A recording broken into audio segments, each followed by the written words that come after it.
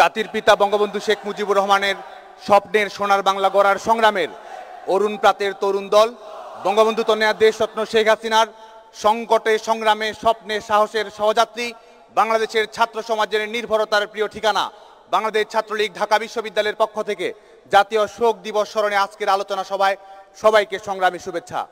চর্যাপদের কবিদের দ্রোহ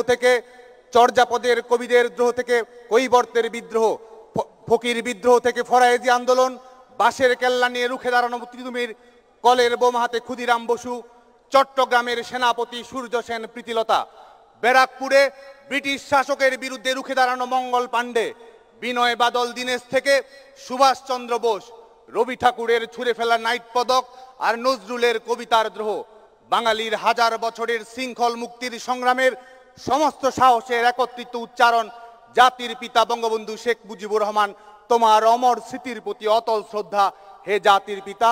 আজকের এই আলোচনা সভায় শ্রদ্ধার সঙ্গে স্মরণ করছি জাতির পিতা বঙ্গবন্ধু শেখ মুজিবুর রহমানের সারা জীবনের জীবন্ত ডায়েরি, বঙ্গবন্ধু তনয়া দেশরত্ন শেখ হাসিনার ভাষায় মুক্তিযুদ্ধের সবচেয়ে বড় গেরিলা। এই স্বদেশকে যিনি সন্তানের মতোই ভালোবেসেছেন, বাংলাদেশের স্বায়ত্তশাসন স্বাধীনতার আন্দোলনে ছাত্র জনতার আপোষ ইন্দুর্ক বঙ্গমাতা শেখ ফজিলাতুন্নেসা মুজিব সহ 15ই আগস্ট ঘাতকের বুলেটে নির্মমভাবে শাহাদাত বরণকারী সকল শহীদদের প্রতি। প্রিয় বন্ধুগণ, আজকের এই অনুষ্ঠানে আলোচনা সভায় বাংলাদেশের ছাত্র সমাজের উদ্দেশ্যে, তরুণ প্রজন্মের উদ্দেশ্যে আজকে দিক নির্দেশনা নিয়ে আসবেন গণপ্রজাতন্ত্রী বাংলাদেশ সরকারের মাননীয় প্রধানমন্ত্রী, বাংলাদেশের মানুষের আশা আকাঙ্ক্ষার একমাত্র ঠিকানা, আধারের গায়ে গায়ে পরস্তব সারা রাত ফোটাক তারা, নব নব বাংলাদেশের নব পরিচয়ের রূপকার, বাংলাদেশের সাহসী অভিযাত্রার অবিকল্প সারথী বঙ্গবন্ধু তনয়া মাননীয় প্রধানমন্ত্রী দেশরত্ন শেখ হাসিনা। আজকের এই অনুষ্ঠানটি সভাপতিত্ব করছেন বাংলাদেশ ছাত্রলীগ কেন্দ্রীয় নির্বাহী সংসদের সংগ্রামী সভাপতি আল নাহিয়ান খান জয়। অনুষ্ঠানটি সঞ্চালনা করছেন বাংলাদেশ ছাত্রলীগ কেন্দ্রীয় নির্বাহী সংসদের বিপ্লবী সাধারণ সম্পাদক লেখক ভট্টাচার্য। অনুষ্ঠানে বক্তব্য রাখবেন ঢাকা বিশ্ববিদ্যালয় শাখা ছাত্রলীগের সংগ্রামী সভাপতি, ঢাকা বিশ্ববিদ্যালয়ের সাধারণ শিক্ষার্থীদের আনন্দ বেদনা মিলন বিরহ সংকটের প্রিয় ছাত্রনেতা সঞ্জিত চন্দ্র দাস। প্রিয় বন্ধুগণ, জাতির পিতা বঙ্গবন্ধু শেখ মুজিবুর রহমান 1920 সালে জন্মগ্রহণ করেছিলেন। ঠিক সেই বছরেই বিদ্রোহী কবি কাজী নজরুল ইসলাম তার বিদ্রোহী কবিতাটি রচনা করেছিলেন। সেই বিদ্রোহী কবিতার সবচেয়ে বিখ্যাত পংক্তিটি যখন আমরা শুনি, শিরি নেহারি আমারি নত শির ওই শিখর হিমাদ্রির, এই বাণীটি শুনতেই আমাদের মানসপটে যে মুখচ্ছবিটি ভেসে ওঠে সেটি জাতির পিতা বঙ্গবন্ধু শেখ মুজিবুর রহমানের। ব্রিটিশ ঔপনিবেশিক বিরোধী আন্দোলনের বিদ্রোহী কবি কাজী নজরুল ইসলাম যেটি বলেছেন, পরবর্তীতে লাতিন বিপ্লবী ফিদেল কাস্ট্রো সেটিকেই বলেছেন যে হিমালয়ের সমান উচ্চতার জাতির পিতা বঙ্গবন্ধু শেখ মুজিবুর রহমান, সেটি তার সাহসের কারণে, সেটি তার ব্যক্তিত্বের কারণে। আজকে প্রিয় বন্ধুগণ, জাতির পিতা বঙ্গবন্ধু শেখ মুজিবুর রহমান 23 বছর ধরে শৃঙ্খল মুক্তির সংগ্রাম করেছেন। 23 বছর ধরে জাতির পিতা বঙ্গবন্ধু শেখ মুজিবুর রহমান বাদ ভাঙার গান গেয়েছেন। স্বাধীনতার জন্য আন্দোলন, বাংলাদেশের মানুষকে প্রস্তুত করা, সাম্প্রদায়িক মানসিকতায় দুষ্ট সে সময়ের মানুষকে একটি আদর্শিক মানবিক গণতান্ত্রিক মূল্যবোধে প্রস্তুত করার জন্য জাতির পিতা বঙ্গবন্ধু শেখ মুজিবুর রহমান সংগ্রাম করেছেন। আমরা অসমাপ্ত আত্মজীবনীতে পাই স্বদেশী আন্দোলনের প্রতি জাতির পিতা বঙ্গবন্ধু শেখ মুজিবুর রহমানের অনুরাগ ছিল। সুভাষ বসু কিংবা চিত্তরঞ্জন দাস যারা সে সময় স্বদেশী আন্দোলনের নেতৃত্বে ছিলেন, তাদের প্রতি বঙ্গবন্ধু শেখ মুজিবুর রহমান গভীর অনুরাগ পোষণ করেছেন।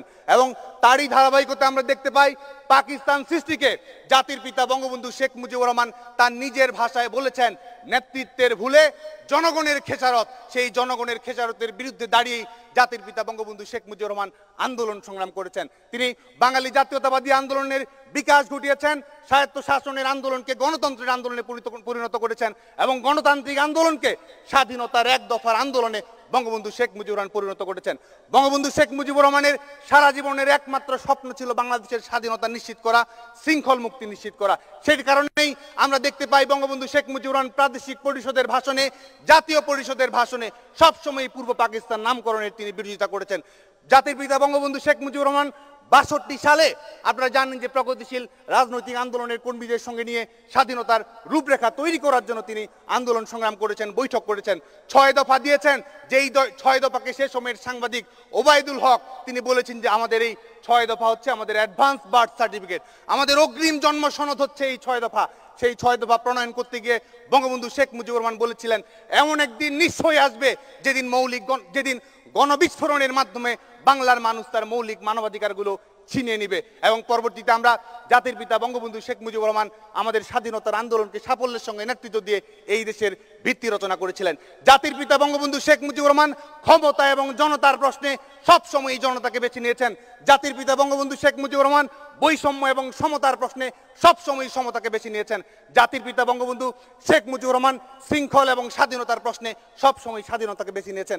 প্রিয় বন্ধুগণ, আজকের বিশ্ব বাস্তবতাতেও জাতির পিতা বঙ্গবন্ধু শেখ মুজিবুর রহমান অনেক বেশি প্রাসঙ্গিক। আজকে আমরা এই মুজিব বর্ষ পালন করার সময়ে লন্ডন স্কুল অব ইকোনমিক্সের সঙ্গে আমাদের নোবেল বিজয়ী অর্থনীতিবিদ অমর্ত্য সেন যখন আলোচনা করেছিলেন, তিনি বলেছিলেন যে আজকের এই বিভাজিত বিশ্বে, আজকের এই ধর্ম কিংবা জাতিগত বিদ্বেষের বিশ্বে জাতির পিতা বঙ্গবন্ধু শেখ মুজিবুর রহমানের রাষ্ট্রীয় ভাবনাই বিশ্বকে পথ দেখাতে পারে। তিনি বলেছিলেন বঙ্গবন্ধু শেখ মুজিবুর রহমানের ধর্মনিরপেক্ষ রাজনৈতিক যে দর্শন, সেটি একটি ব্যতিক্রমী দর্শন। এই ধর্মনিরপেক্ষ দর্শনের সঙ্গে রয়েছে ধর্মীয় স্বাধীনতার দর্শন। এই ধর্মনিরপেক্ষ দর্শনের সঙ্গে রয়েছে রাজনৈতিকভাবে ধর্মকে ব্যবহার না করার শিক্ষা। এটির মধ্যে রয়েছে প্রত্যেক ধর্মকে সমতার যে শিক্ষা জাতির পিতা বঙ্গবন্ধু শেখ মুজিবুর রহমান দিয়েছেন। আমরা আরেকটি উদাহরণ দিয়ে বলতে পারি, অমর্ত্য সেন তার বক্তব্যে বলেছেন যে তিনি আমাদের শ্রীলঙ্কার উদাহরণ দিয়ে বলেছেন যে ভাষা প্রশ্নে বঙ্গবন্ধু শেখ মুজিবুর রহমানের যে দূরদর্শিতা ছিল, আজকে সেটি যদি শ্রীলঙ্কায় অনুসরণ করা হতো তামিল এবং সিংহলীদের মধ্যে যে যুদ্ধপাতের ইতিহাস, যে রক্তক্ষয়ের ইতিহাস, তাহলে সেদিক থেকে অনেক মুক্তি পেতে পারত। জাতির পিতা বঙ্গবন্ধু শেখ মুজিবুর রহমান শুধুমাত্র একজন জাতির পিতা নন, শুধুমাত্র একজন স্বাধীনতার মহান স্থপতি নন। আজকে আমাদের সচেতন শিক্ষার্থী বন্ধুদের প্রতি আমাদের অনুরোধ থাকবে, আপনারা খেয়াল করে দেখবেন যে পৃথিবীতে যারা রাষ্ট্রনায়ক রয়েছে, কেউ গণতান্ত্রিক আন্দোলনের নেতা, কেউ উপনিবেশিক বৈষম্য বিরোধী আন্দোলনের নেতা, কেউ সমাজতান্ত্রিক বিপ্লবের নেতা, কেউ কৃষক শ্রমিক মেহনতি মানুষের কণ্ঠস্বর হয়ে উঠেছেন, কেউ আমাদের কল্যাণধর্মী রাষ্ট্রের জন্য সংগ্রাম করেছেন। জাতির পিতা বঙ্গবন্ধু শেখ মুজিবুর রহমানের 55 বছরের জীবনের মধ্যেই এই সমস্ত গুণাবলীর একটি অপূর্ব সমাহার ঘটেছে। এবং আমাদের স্বাধীনতার পরেও আপনারা জানেন যে জাতির পিতা বঙ্গবন্ধু শেখ মুজিবুর রহমান, আমি সংক্ষেপেই শেষ করতে শুধু দুটো উদাহরণ দেই, যে 1972 সালে জাতির পিতা বঙ্গবন্ধু শেখ মুজিবুর রহমান ফিরে আসার পরে 1972 সালের 10 জানুয়ারি বঙ্গবন্ধু শেখ মুজিবুর রহমান ফিরে এসেছেন। মাত্র 6 মাসের মাথায়, জুন মাসের মধ্যেই বঙ্গবন্ধু শেখ মুজিবুর রহমান বাংলাদেশের 2 কোটি মানুষের পুনর্বাসন নিশ্চিত করেছিলেন। সেই সময়ের সানডে টাইমস পত্রিকা মন্তব্য করেছিল যে বঙ্গবন্ধু শেখ মুজিবুর রহমান যেভাবে পরিস্থিতি নিয়ন্ত্রণ করেছেন, এটি পৃথিবীর রাজনৈতিক ইতিহাসে বিরল। সেই সময়ে জাতিসংঘের রিলিফ কমিটি বাংলাদেশে এসেছিল, তারা বলেছিল 5 লাখ লোক না খেয়ে মারা যাবে। সেই সময় জাতিসংঘের রিলিফ কমিশনের যিনি প্রধান ছিলেন ভিক্টর উমব্রাট, পরবর্তীতে যখন জাতির পিতা বঙ্গবন্ধু শেখ মুজিবুর রহমান সাফল্যের সঙ্গে সেই যুদ্ধ বিধ্বস্ত পরিস্থিতি মোকাবেলা করেছেন, তিনি বলেছিলেন যে একমাত্র শেখের কারণেই এই পরিস্থিতি মোকাবেলা করা সম্ভব হয়েছে, একমাত্র শেখের কারণেই একজন মানুষকেও সেদিন না খেয়ে মরতে হয়নি। আজকে সেই জাতির পিতা বঙ্গবন্ধু শেখ মুজিবুর রহমানের শাহাদাত বার্ষিকীতে আজকে আমরা বঙ্গমাতা শেখ ফজিলাতুন্নেসা মুজিবের স্মৃতির প্রতিও শ্রদ্ধা জানাই। আজকে বঙ্গমাতা শেখ ফজিলাতুন্নেসা মুজিব শুধু আন্দোলন সংগ্রামের সহযাত্রী ছিলেন না, আজকে একজন ছাত্র হিসেবে আমি মনে করি বঙ্গমাতা শেখ ফজিলাতুন্নেসা মুজিব গণমানুষের পক্ষে একটি আপসীন শক্তি ছিলেন। বঙ্গমাতা শেখ ফজিলাতুন্নেসা মুজিব মানব চেতনার কণ্ঠস্বর ছিলেন।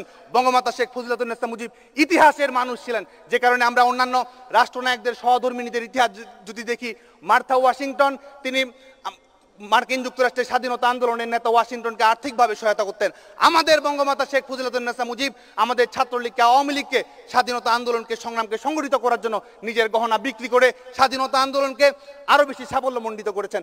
উইনি ম্যান্ডেলা, আমরা দেখতে পাই যে নেলসন ম্যান্ডেলাকে তিনি রাজনৈতিকভাবে বিভিন্ন সময় পরামর্শ দিতেন। আমাদের বঙ্গমাতা শেখ ফজিলাতুন্নেসা মুজিব 7ই মার্চের ভাষণের পূর্বে তার রাজনৈতিক প্রজ্ঞা আমাদেরকে মুগ্ধ করেছে। 23শে মার্চে জাতীয় পতাকা উন্মোচনের ক্ষেত্রে তার দূরদর্শিতা আমাদেরকে মুগ্ধ করেছে। এবং প্যারোলে মুক্তির প্রশ্নে এবং বঙ্গমাতা শেখ ফজিলাতুন্নেসা মুজিবের যে বিস্ময়কর ভূমিকা, এটি আমরা মনে করি যে রাজনীতি বিজ্ঞানের ভাষায় একটি বিরল বিষয়। সাধারণ মানুষের সঙ্গে তার যোগাযোগের যে প্রক্রিয়া ছিল, কৃষক শ্রমিক মেহনতি মানুষ কিংবা যে কোনো মানুষের সঙ্গে তার নিবিড় যোগাযোগ ছিল, এমনকি 32 নম্বরের বাড়ির বাইরে যারা পাকিস্তানের গোয়েন্দা সংস্থার কর্মকর্তা ছিল, তাদের সঙ্গে বঙ্গমাতা শেখ ফজিলাতুন্নেসা মুজিব যেভাবে সখ্যতা করেছেন এবং জনতার বার্তাটি বঙ্গবন্ধু শেখ মুজিবুর রহমানকে দিয়েছেন, এটি আসলে অবিশ্বাস্য। আজকে মাননীয় প্রধানমন্ত্রী দেশরত্ন শেখ হাসিনা রয়েছেন। মাননীয় প্রধানমন্ত্রী বঙ্গবন্ধু তনয়া দেশরত্ন শেখ হাসিনার সারা জীবন সংগ্রামের যে বয়সে বঙ্গবন্ধু তনয়া দেশরত্ন শেখ হাসিনার বাবার হাত ধরে স্কুলে যাবার কথা, সে বয়সে তাকে মায়ের হাত ধরে জেলখানায় যেতে হয়েছে বাবাকে দেখার জন্য। বঙ্গবন্ধু তনয়া দেশরত্ন শেখ হাসিনা। আপনারা জানেন যে আমাদের মোগলটুলির রজনী বোস লেনে ছিমছামভাবে বসবাস করেছেন, মিন্টো রোডে বসে জাতির পিতাকে দেশের জন্য লড়াই করতে দেখেছেন, 32 নম্বরে কাছ থেকে স্বাধীনতাকে দেখেছেন, এবং 81 সালে বাংলাদেশে ফিরে গোটা দেশটাকেই বঙ্গবন্ধু তনয়া দেশরত্ন শেখ হাসিনা বাড়িতে রূপান্তরিত করেছেন। আজকের এই দিনে বঙ্গবন্ধু তনয়া দেশরত্ন শেখ হাসিনা আছেন বলেই আশার মিনার নিষ্প্রদীপ হয়নি কোন অন্ধকারেই। বঙ্গবন্ধু তনয়া দেশরত্ন শেখ হাসিনা আছেন বলেই বোধের দীপশিখা নিভে যায়নি কখনো। আজকে আমরা বঙ্গবন্ধু তনয়া দেশরত্ন শেখ হাসিনা আমাদের যে অগ্রযাত্রা নিশ্চিত করেছে, আমাদের এই করোনা চলাকালীন সময়ে প্যারাডাইম শিফটের সময় শিক্ষার্থীদের যে স্বাভাবিক লেখাপড়া করার সুযোগ করে দিয়েছে, আমাদের এই করোনা চলাকালীন সময়েও মহামারীর সময়েও বঙ্গবন্ধু তনয়া দেশরত্ন শেখ হাসিনা আমাদের শিক্ষার্থীদের জন্য যেভাবে আমাদের কর্মসংস্থানের নিশ্চয়তা, উন্নত প্রযুক্তিগত শিক্ষার ব্যবস্থা, টেকনিক্যাল শিক্ষার ব্যবস্থা, এমনকি আমাদের আবাসিক হলগুলো সংস্কারের জন্য তার যে নির্দেশনা, আজকে ছাত্র সমাজের পক্ষ থেকে রবীন্দ্রনাথের ভাষায় শুধু এটুকুই বলতে পারি, তুমি কেমন করে গান করো হে গুণী, আমি অবাক হয়ে শুনি কেবল শুনি। আজকে জাতীয় শোক দিবস থেকে আমরা এই শিক্ষাই গ্রহণ করতে চাই যে শোক দিবসকে আমরা শক্তিতে পরিণত করব। এই শোক থেকে যে জাগরণ ঘটবে, সেই জাগরণের মাধ্যমে আমরা ফেব্রুয়ারির মাথা নত না করার শপথ নিব। আগস্টের শোক থেকে শক্তি নিয়ে আমরা মার্চের গর্জনে এই প্রতিক্রিয়াশীল খুনি চক্রান্তের স্থায়ী বিনাশ ঘটাবো। এই আগস্টের শোক থেকে শক্তি নিয়ে আমরা ডিসেম্বরের বিজয়কে তুলে ধরাবো। আজকের এই অনুষ্ঠানে সংগ্রামী উপস্থিত সবাইকে আবারও সংগ্রামী শুভেচ্ছা। আলো হয়ে থাকবে ছাত্রলীগ, অন্ধকারের প্রবল প্রতিপক্ষ হয়ে আমরা সযত্নে গুছিয়ে রাখবো বঙ্গবন্ধুর তর্জনীর দাপট। সবাইকে শুভেচ্ছা। জয় বাংলা, জয় বঙ্গবন্ধু।